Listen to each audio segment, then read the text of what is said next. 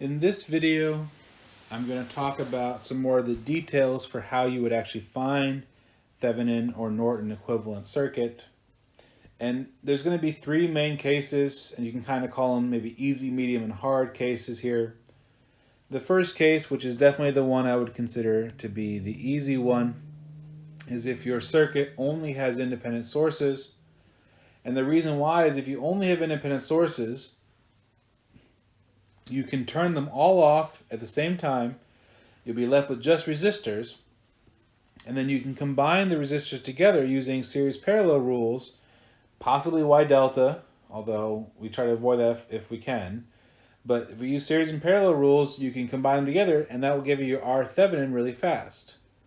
Once you find your R Thevenin, you just need to then find either the open circuit voltage or the short circuit current using mesh current, node voltage, whatever you want to do here.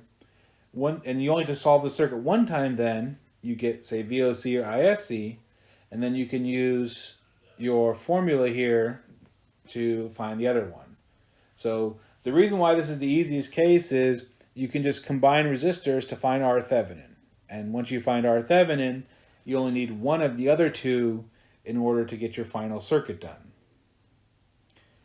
On the other hand, if you're in the medium case here, case 2, and this is where you are going to have a mixture of both independent and dependent sources in your circuit, you can no longer just turn off all the sources and combine resistors, because we can only ever turn off independent sources.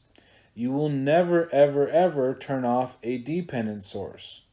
And what that means is that even if you turn off your independent sources, your dependent sources are going to still be there, so you're not going to be able to combine just resistors together. So in this case 2, where you have both independent and dependent, you are going to use node voltage or mesh current. You're going to solve the circuit where you have an open circuit there. That will let you find your VOC. Then you're going to resolve the circuit by putting a short in. That will help you find your ISC. And after you've done all the work twice, then you can divide those two to find R Thevenin. So you see, it's considerably more difficult to find R Thevenin in this case because you have to solve your original circuit twice, basically. And the third mode, this is unfortunately the hardest version of this problem. First off, if there's no independent sources, if there's nothing to actually provide power in the circuit, that means your open circuit voltage is going to be 0 because there's no power going on right now. Similarly, your short circuit current is also going to be 0. There's nothing there causing power. The only power that can actually go through your circuit is if when you're putting your load on, you actually include a source there that would actually give you power. So you can get your VOC, you can get your ISC, but you cannot divide them now to get R Thevenin because you're doing 0 divided by 0. And you're going to need R Thevenin to find the Thevenin equivalent circuit. And so here's what's going to happen. You're going to have your big complicated circuit over here with all sorts of stuff going on there. And you have these two terminals out here. What you're going to do is you are going to create your own little source, and you're going to put your source in between these two things here. And you can choose whatever value of source you want. You can make it a 1 volt source. You can make it a 10 volt source. You can make it a 1 amp current source. It does not matter. It's your choice. And let's say we put a 1 volt source there. What you're then going to do is you're going to say, okay, well, let me calculate what is this current that's going to be leaving the source. And the reason why you're doing this is you're going to say, okay, this whole circuit here is supposed to be equivalent to some R Thevenin. There's supposed to be a resistor there as R Thevenin. It's an equivalent circuit.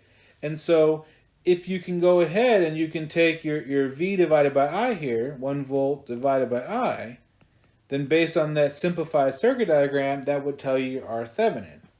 Now, of course, you don't actually have just a single resistor. You have some complicated thing involving dependent sources. But you're still going to take your test voltage, divide by the current going in there, and that will tell you what your equivalent R Thevenin is.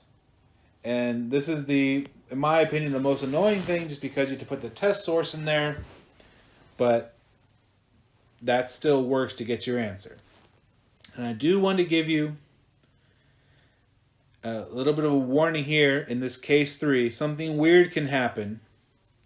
When you get to case 3 here, it is possible for your R Thevenin to be negative. Basically, you apply a test volt here, 1 voltage, and it should cause the current to go into the resistor like that.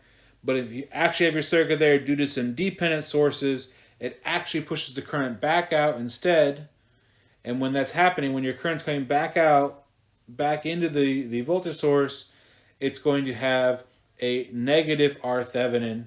So when you're solving in this case here, if you get a negative R Thevenin, it doesn't mean you did it wrong necessarily. It could actually be a negative value there. It's important to note that that's not physically possible. You cannot have a single resistor that is a negative value. It's just physically not possible. But what we're saying here is that the combination of whatever resistors and dependent sources we have is mathematically equivalent to a negative resistor. Okay, and that negative resistor is going to have a consequence in a later section talking about maximum power, but we'll wait until we get to that video.